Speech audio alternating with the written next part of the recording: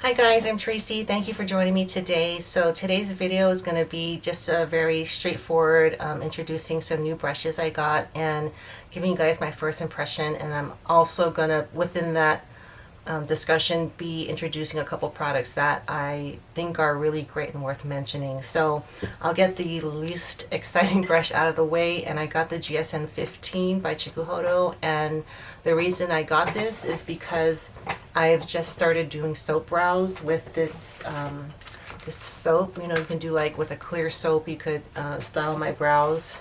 So my brows are extremely difficult to style. They kind of grow all sorts of ways, and I've never been able to find something that actually keeps them in place.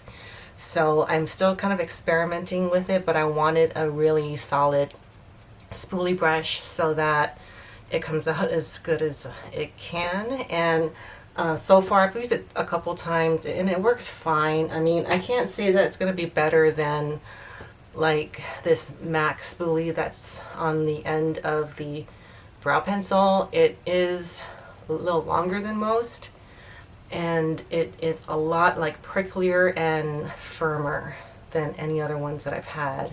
And it's made out of horse and goat hair, and this is 30 millimeters. So it works fine. I'm not going to really go into it. It's a solid, very pretty spoolie brush if you guys are looking for one. Alright, and then the next brush is I finally got a Chikuhodo Z series, and it's their small little eyeshadow like liner brush. So it's right between, if I had to compare it, it's between the Goss 20 and the Goss 4. The base of it is about the same as the Goss 4. It's just obviously a lot shorter, and it comes to a shorter point. And something I didn't realize is how short the Z series brushes are, the handles.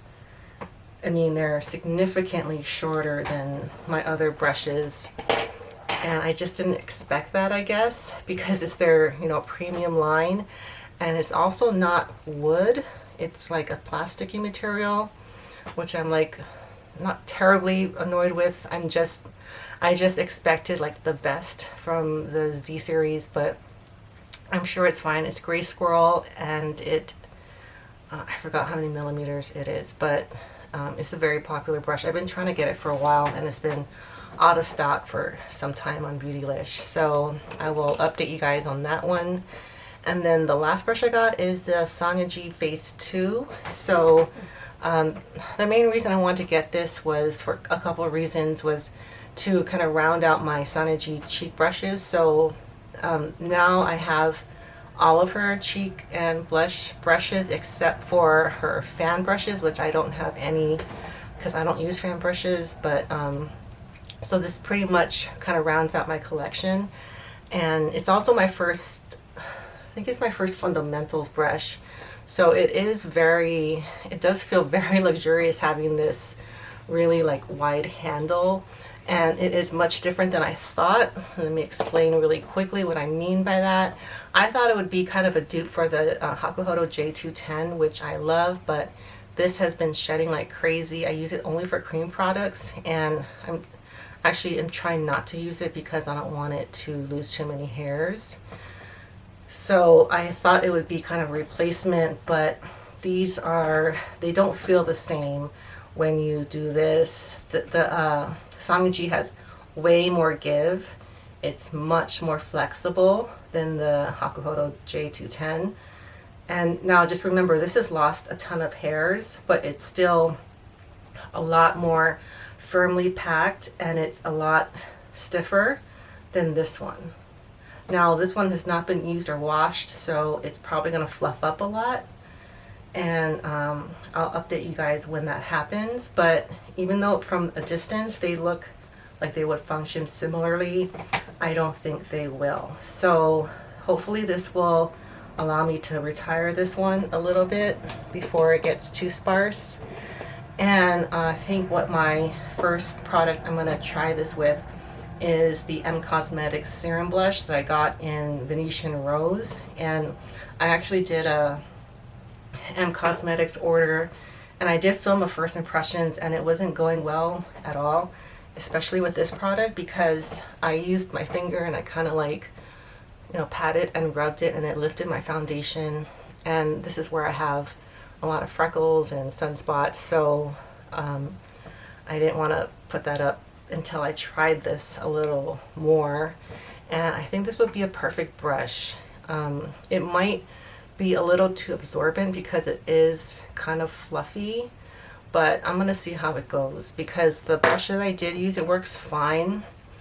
And I used the Classic Cheek to apply this today, but I feel like it absorbs a lot, and I kept having to, like, I had to put a little more drops than I should have had to. Anyways, this was actually a fine brush to apply this with, but I'm gonna give this a try and then try it with other products also. I thought it would be like a good maybe cream bronzer, but I think it's just too soft and too flexible, but I could give it a try. So that's the last brush. And then really quickly, because they're just these two products that I really wanted to mention, because they're very they're amazing, and it's the brand LYS, and it's been recently available at Sephora, and it's the first black-owned clean cosmetics brand that Sephora is offering. And so they're very the reason I got it is mainly because they're a clean brand, and they're very they're not as expensive, not even close to as expensive as the other clean brands out there, like RMS and Kosas and things like that.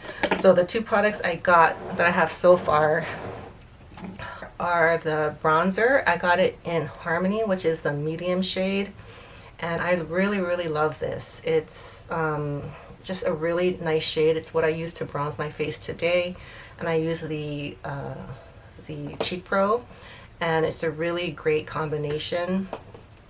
It is very pigmented, so it's definitely not something you want to just slap on, but I really like the tone. It's not warm and it's not a cool tone bronzer. It just really smoothly goes on. It's a very like a silky, finely milled formula, and this is $18, and it comes in this really beautiful packaging. I know a lot of creators have been talking about it. Their cream blush is supposedly like amazing. I slept on it and now they're sold out, so I won't be getting that, but it's okay, because cream blush is not something I need, but I think I maybe at some point will get it. Anyways, their second product that I really like is their setting powder. Now I got it in Resilience, which is the translucent one, and they have 4 different types of this. And I heard someone say it's very similar to the Pat McGrath Under Eye Setting Powder, which is I think like $34. This is 16. Sorry if it's 18. But I think it's $16, and it comes again in this nice triangular packaging. It's rose gold and it's reflective.